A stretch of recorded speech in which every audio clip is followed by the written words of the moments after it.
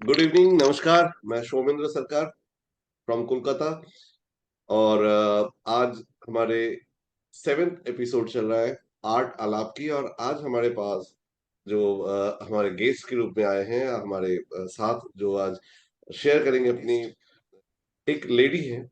और साथ में वो एक टीचर भी हैं। केंद्रीय विद्यालय में वो पढ़ाते हैं, आर्ट टीचर। एंड उसी के साथ पेंटिंग को अपने पैशन के साथ साथ कर रहे हैं। और आइए आज उनसे बात करते हैं। तो मेरे साथ है on screen Neha Chauhan ma'am. Madam नमस्कार। बहुत अच्छा लग रहा है आपसे बात करके। और हम लोग बहुत ज्यादा तो हम आपके बारे में नहीं जानते हैं, क्योंकि ज्यादा दिन से परिचित नहीं है। तो इसी दौरान हम लोग एक दूसरे से बातें करेंगे। और जो लोग नए हैं, जो आपको अभी तक नहीं जानते हैं, वो भी आपके बारे में जानेंगे। और जो जानते हैं, वो भी आपके बारे में नई तरह से जानेंगे। तो आइए हम लोग जो बातचीत। जानते हैं वो तो अच्छे से जानते हैं मुझे। चलिए, हम लोग आज की जो बातें करेंगे, आपके आर्ट जर्नी के ऊपर बात करेंगे। खासकर वही हमारे फोकस है। क्योंकि एक लेडी और लेडी टीचर होने के नाते आप फैमिली को देखते हुए, अपने काम को देखते हुए पेंटिंग कला को लेके आगे आगे चल रहे हैं। तो ये शुरुआत कहाँ से हुई, आप अपने बारे में थोड़ा सा बताइए। सर मैं कानपुर से बिलोंग करती हूँ। और मेरा जो फैमिली बैकग्राउंड है वो थोड़ा बहुत सिंपल मध्यम परिवार का था। तो वही बात सभी लोग कहते हैं कि हाँ मुझे ड्राइंग पसंद थी तो मैंने आगे लिया, इसको चूज करा था। हाँ वो भी मेरे यही साथ है। मुझे ड्राइंग पसंद थी। और मेरे फैमिली मेंबर्स जो थे, मेरे मम्मी पापा ने उन्होंने मुझे ज्यादातर सपोर्ट करा है। हाँ थोड़े लोगों ने आलोचना की कि ये ड्राइंग सब्जेक्ट क्यों दिलाया है, आप अदर सब्जेक्ट दिला दिला दीजिए। बट वो मैंने अपने पेरेंट्स को कन्विंस करा कि नहीं, मुझे इसी फील्ड में ही जाना, आप मुझे इसमें आगे जाने दीजिए। तो मेरी मम्मी का और मेरे पापा का ज्यादा सपोर्ट रहा है, उन्होंने मुझे आगे बढ़ाया। मैंने कानपुर यूनिवर्सिटी से अपनी पढ़ाई पूरी करी है। और इसी के चलते चलते मैंने धीमे धीमे इसमें अपनी प्रोग्रेस करी। पेंटिंग में वैसे तो सारी विधाओं में आता है मुझे, बट मेरा फोकस क्या था सर, फोक की तरफ ज्यादा था। मतलब फोक आर्टिस्ट जो होते हैं, फोक ड्राइंग होती है, ब्राइट कलर्स होते हैं, लाइंस होती हैं, उन पे मेरा ज्यादा फोकस था। ओके। तो धीमे धीमे धीमे सर कॉलेज में भी मेरा क्या पेंटिंग जो था ये लोक कला पे ज्यादा आधारित थी। मैंने उस समय ये आध्यात्म के ऊपर सर पेंटिंग पे ज्यादा फोकस करा था। जैसे अपने देवी देवता हैं और उनके ऊपर जो अपने उनके जो रंगों का तरीका है और उनका जो भी सिंबल्स वगैरह थे उस पे ज्यादा मेरा फोकस रहता था। तो सर ऐसे ही आगे करते गए। और फिर इसके बाद ये अपना केवीएस का एग्जाम निकला सर। उस समय भी मेरी एक आपको कहानी बताती हूँ। मैं कॉलेज बिल्कुल। ज्वाइन करा, कॉलेज खत्म हुआ। और मैंने क्या, एक 2,000 रुपए की सर होगी, एक छोटी सी स्कूल में ज्वाइन कर लिया था। उसी को ज्वाइन करते करते करते करते मैंने जो अपना पेमेंट मिलता था सर उसको कलेक्ट करा। लोग क्या करते हैं, वो पेमेंट क्या इधर उधर खर्च कर देते हैं। मैंने क्या करा, वो पेमेंट को इकट्ठा करा। और उस समय सर मोबाइल तो ज्यादा होते नहीं थे, गैजेट्स वगैरह ज्यादा होते ही नहीं थे। और मैंने क्या करा, लोगों ने कहा कि अरे तुम क्या करोगी, जॉब तुमने पैसे इकट्ठे करे हैं, जाके उसको क्या नाम है मोबाइल खरीदो, ये सब खरीदो। मैंने वो नहीं चीज खरीदी सर। मुझे उस समय सर कैमरे की बहुत नीड थी, क्योंकि मैं कहीं जाती थी, मुझे जो चीज अच्छी लगती थी मैं इसको चाहती थी कि मैं इसको अपने पास रखूं। तो मैंने उस समय क्या करा सर, उस पैसे को उस मोबाइल की तरफ ना ले जाते हुए मैंने उसमें उस समय मैंने कैमरा खरीदा। कैमरा खरीद के फिर जो मुझे पसंद आता था फिर मैंने उसकी फोटो खींचती थी और उसको देख के ही बनाती थी। मतलब मेरा फोकस उस पे ज्यादा गया। ओके। आई थी जो पहली आप आर्ट के दौरान आप इनकम कर रही थी थ्रू टीचिंग। अब उसको जो स्पेंड करने की बात आई, तो वहां पे आपने चुना नहीं, हम आर्ट फील्ड में जहाँ पे इंटरेस्ट है उसमें करें। यानी फोटोग्राफी आपका एक चॉइस था हाँ जिस पे आप स्पेंड करना चाहते थे। तो फोटोग्राफी जी। की ये शौक कहाँ से आई आप? सर कॉलेज में देखते थे, फोटोग्राफी भी एक सब्जेक्ट था, तो मन ओके। करता था कि हाँ सब लोग जाते हैं फोटोग्राफी करते तो मैं भी इसको थोड़ा करूँ, अच्छा। इसलिए एंड चूज कर लिया घर था। पे यानी फैमिली में कोई ऐसे थे जो जिनको पेंटिंग के साथ लगाव थी? बाद में मैं सर आपके फैमिली फोक कला के बैकग्राउंड, प्रति आऊंगा। पहले आप नहीं ये सुन लो। फैमिली बैकग्राउंड में तो सर कोई भी नहीं है हमारे घर में। फैमिली जो मतलब हमारा खानदान समझ लीजिए, हाँ जी। कोई आर्टिस्ट है ही नहीं, मैं पहली इकलौती ऐसी हूँ जो इस फील्ड में हूँ। और वही वो मैं आपको बता रही ना, आलोचनाएं भी खूब हुई कि आपने क्या दिलवा दिया है, फालतू पैसे वेस्ट करने वाला है, और क्या करेंगे आगे, कोई स्कोप नहीं है। फिर क्या, ये सर केबी की एग्जाम आई, केबी की एग्जाम दी, जब क्वालिफाई कर गई तो सबको लगा कि नहीं, हाँ ये भी सब्जेक्ट कुछ है, ये आर्ट सब्जेक्ट भी कुछ है, तो उनका उनको लगा कि हाँ इस फील्ड में भी। और सर इसको देखते हुए हमारे आस पड़ोस के जो लोग थे, उन्होंने भी अपने बच्चों को इस फील्ड में डाला कि नहीं, हाँ ये कर सकती है, तो आगे के दूसरे हमारे बच्चे क्यों नहीं कर सकते हैं। यानी एक चीज क्लियर है कि आपकी जॉब कितने सालों से करीब आप केवी में है? सर 2011 से। 11 से आप केवी में हैं, तो करीब 10-12 हम्म। साल से आप केवी में हैं। और उस हम्म। समय भी इतना क्लियर पिक्चर लोगों के पास नहीं था, और उनको आर्ट फील्ड के नॉलेज नहीं था, या वो उतने शौक रखते नहीं थे, इंटरेस्ट नहीं रखते थे। और उनको लगता था कि अगर कोई बच्चा किसी सब्जेक्ट लेके पढ़ रहे हैं, तो एंड रिजल्ट या आउटपुट होनी चाहिए कि वे जॉब मिली कि नहीं मिली। अगर जॉब जी मिल जी जाता है तो बिल्कुल। वो फील्ड सही है, अगर जॉब नहीं मिलता है तो ये फील्ड में थोड़ा सा गलत हमने सेलेक्ट किया। क्या मैम आप हम्म। बताइए, जब आपने शुरुआत की थी तब आपको तो जॉब के बारे में चिंता नहीं थी, ना ही आप जानते थे कि आप केबी में कभी आएंगे। तो आपके नहीं नहीं मोटिवेशन सर। क्या था? आपके मोटिवेशन क्या था? आप आर्ट फील्ड को आपने चुना, और बकायदा आपके फैमिली के काफी सारे सवाल के सामने आपको सामना करना पड़ा। तो उस दौरान आपने आर्ट फील्ड में आने के जो डिसीजन लिए थे, ये क्या कारण था? हम्म। मेरे मोटिवेशन मेरे गुरुजी थे, हृदय गुप्ता अच्छा। सर हैं, जो फोक आर्ट में बहुत जाने माने प्रख्यात हैं, कानपुर के आर्टिस्ट हैं। और अभय द्विवेदी सर हैं, उन्होंने मुझे बहुत सपोर्ट करा है। खासकर अभय द्विवेदी सर, और ये सर ने मुझे मोटिवेट करा कि तुम नहीं सही कर रही हो, इस फील्ड में जाओ और आगे स्कोप है। उनकी मोटिवेशन की वजह से ही सर मैं इधर आई पाई। वाह! तो आपकी जो शैली है, आपकी जो काम के तरीका है, आज भी आप फ़ोक बेस्ड वर्क ही करते हैं। तो जी। 2-4 पेंटिंग हम लोग थोड़ा देख लेते हैं, और फिर इस पे आगे की चर्चा हम लोग जारी रखेंगे, ताकि जो हमारे दर्शक हैं उनको भी पता चले कि फ़ोक आर्ट, लोक कला को लेके आप जो काम को आगे ले जा रहे हैं, किस तरह से आप चर्चा करती हैं, आपकी जो काम करने के तरीका है, वो आगे जाके आप उसके बारे में क्या प्लान कर रहे हैं, क्योंकि ये सब तमाम। मुझे नेचर से ज्यादा लगाव है, कह लीजिए पशु पक्षियों से भी ज्यादा लगाव है, पेड़ से भी ज्यादा लगाव है। तो मैं इस पेंटिंग में ये दिखाना चाहती हूँ, जो मनुष्य है सर, आजकल क्या आपको भी पता है कि नेचर के प्रति लोगों का रुझाव थोड़ा कम होता जा रहा है, हुँ, प्रदूषण बढ़ रहा है, सब हमारे कारण ही हो रहा है।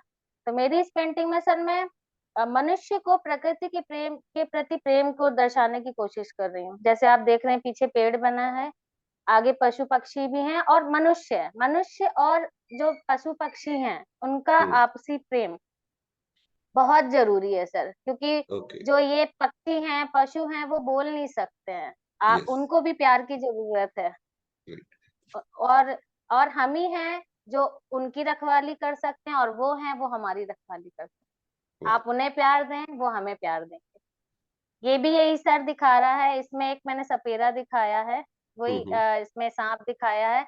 आपको भी पता है सपेरा और सांप का संबंध बहुत बड़ा है, क्योंकि वो उसकी रोजी रोटी है और उसका नेचर से भी लगाव है। बिल्कुल। मैडम, ये जो मीडियम आपका है, क्या ये आर्ट कलर है या एक्रिलिक से ही काम करते हैं? तो ये एक्रेलिक कलर है। एक्रिलिक कलर करते हैं। हाँ, ओके। मेरी तो ज्यादातर पेंटिंग में आपको ये पक्षी पशु और ये पेड़ पौधे यही दिखेंगे हाँ, ज्यादातर, गोंड और आर्ट ब्राइट से कलर। आपका जो इन्फ्लुएंस है, हाँ लगाव है, वो यहाँ से स्पष्ट हो रहा है। जी। हाँ, बिल्कुल। ओके। लगभग आप ये आपके देख। पेंटिंग की जो साइज़ है, ये कुछ कैनवास में भी हमें दिख रही है, और पीछे जो पहले की पेंटिंग थी, शायद वो भी कैनवास में ही है। हाँ तो ये ये कैनवास पे। ओके। तो ये तो अच्छा लगा हमें, आपकी पेंटिंग्स जो नेचर के साथ जुड़ा हुआ है, और गोंड आर्ट से काफी इंस्पायर्ड है आपके काम। एंड इसमें जी। आपने जो लाइंस यूज किए हैं, तो जो लाइन रिदम है, लाइंस के कलर सिलेक्शन है, तो एब्सोल्युटली वो कलर एंड रिदम जो मिट्टी से जुड़ी हुई है, तो वो फ्लेवर आ जी। रहा है। तो क्या आ, आपके काम में गोंड आर्ट के अलावा और भी इन्फ्लुएंसेस आए हैं कभी? फोक ट्रेडिशन के कोई भी इन्फ्लुएंसेस? शुरुआत से सर ट्रेडिशनली करा मैंने पहले। अपनी मेरा एक टॉपिक था व्यू ऑफ फोक, मतलब लोक कला को देखने का नजरिया। उसमें ओके। मैंने क्या व्यू के लिए सर आइस को शो करा था, और फोक के लिए मैंने सर वर्ली आर्ट बनाई। अच्छा। मेरा उस पेंटिंग में मैसेज ये था कि लोगों का फोक के प्रति नजरिया बदलना चाहिए, क्योंकि अपनी जो जनरेशन है सर उसको इतने मायने नहीं रखती है। यस। उनका जो एक तरह से बोल सकते हैं रास्ता है वो थोड़ा अलग टाइप का, वो फोक की तरफ इतना ध्यान नहीं देते हैं। तो मेरा मेन फोकस ये है कि जो आने वाली जनरेशन है वो फोक की तरफ ज्यादा अट्रैक्ट हो, उसको सोचे समझे। और हाँ, आप ये कर सकते हैं, आप उसको नए तरीके से आप और मॉडिफाई कर सकते हैं। ओके।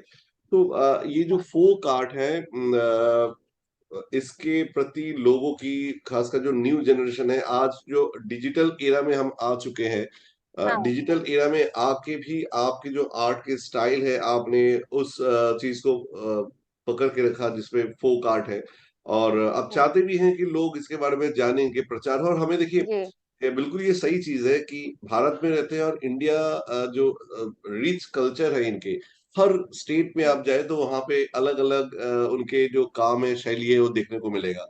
आप चाहे मध्य प्रदेश की बात करें, जहाँ पे आप इंस्पायर है जिस पेंटिंग स्टाइल से, या फिर आप उड़ीसा जाए तो वहां पे आपको चित्रकला दिखेगी, जो पटचित्र। बंगाल में आए तो बंगाल के जो पटचित्र है वो आपको दिखेंगे। फिर अगर आप चले जाए बिहार, बिहार में मधुबनी पेंटिंग।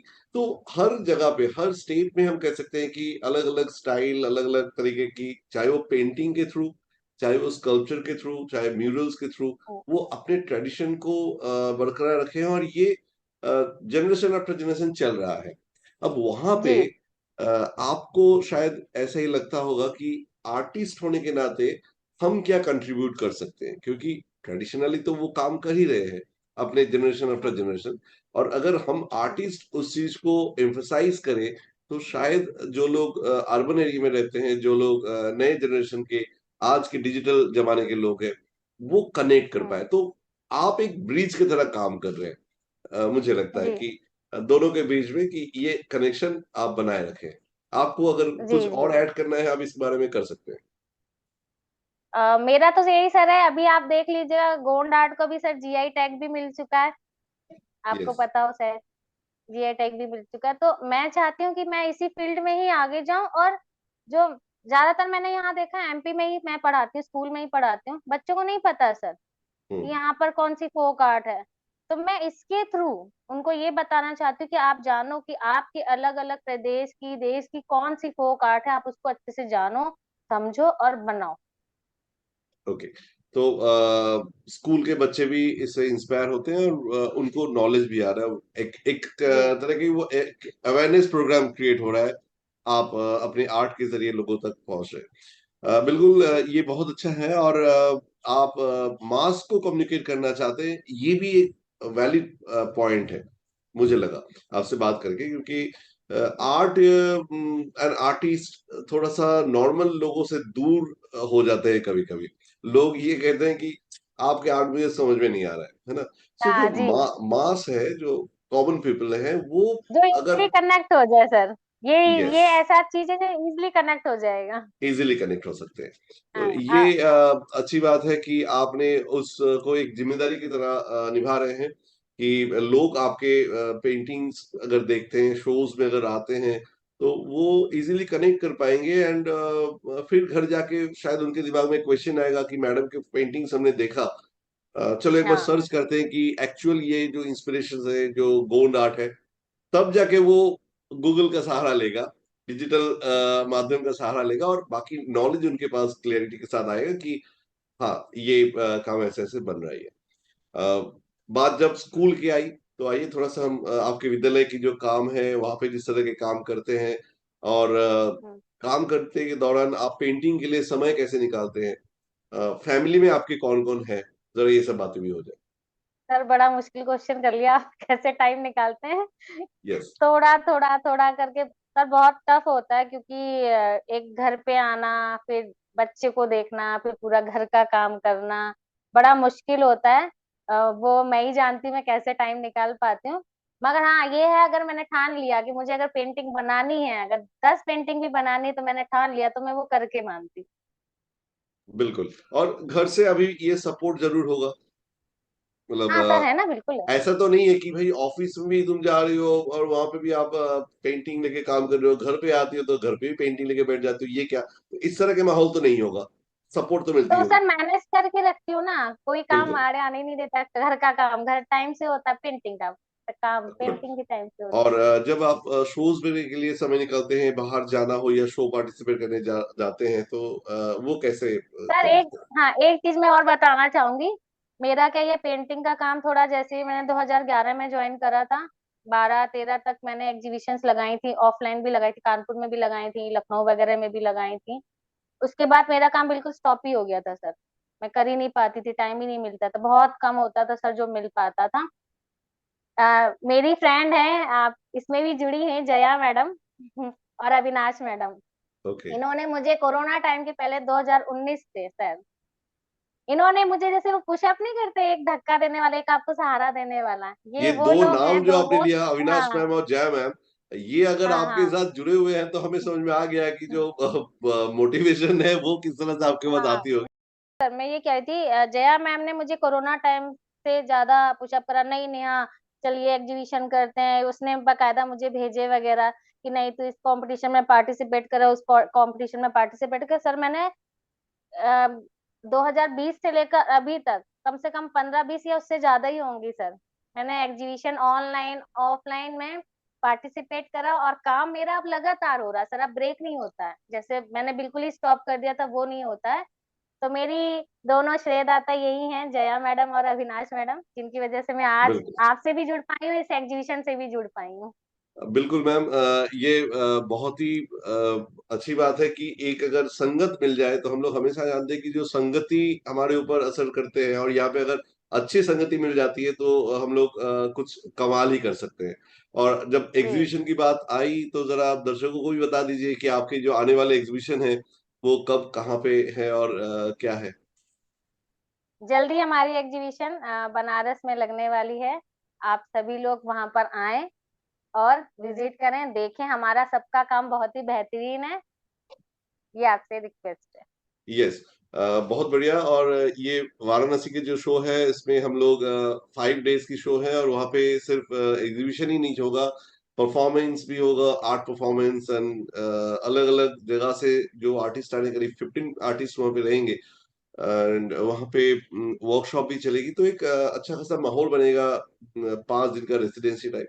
जो लोग लोकल हैं, जो लोग वहाँ पे आ सकते हैं, देख सकते हैं, तो बिल्कुल कनेक्ट करिए। और हम लोग चाहेंगे कि जो आर्टिस्ट वहाँ के हैं जो आ सकते हैं, उनके साथ हमारे जो संपर्क है इसको आगे बढ़ाना, और यही मोटो है कि एक जगह से दूसरी जगह जाके हम लोग आर्ट लेके जो इंटरेक्ट करते हैं, इससे हम सबसे कनेक्ट जुड़ सकते हैं। आपके जो बच्चे हैं, जो स्कूल के बच्चे हैं, उनके लिए आप अगर कुछ मैसेज देना चाहते हैं, या जो आर्टिस्ट, अपकमिंग आर्टिस्ट है, जो आपके कंटेम्प्रेरी आर्टिस्ट है, लेडीज है, उनके लिए कुछ अगर मैसेज हम्म। देना चाहते हैं थ्रू हमारे इस प्लेटफॉर्म। उनके लिए यही मैसेज है कि अपना काम रोके नहीं, स्टॉप नहीं करें, आगे बढ़ते रहें, बढ़ते रहें, बढ़ते रहें। वाह, गुड। एंड आर्ट को लेके आपकी प्लानिंग है आगे की?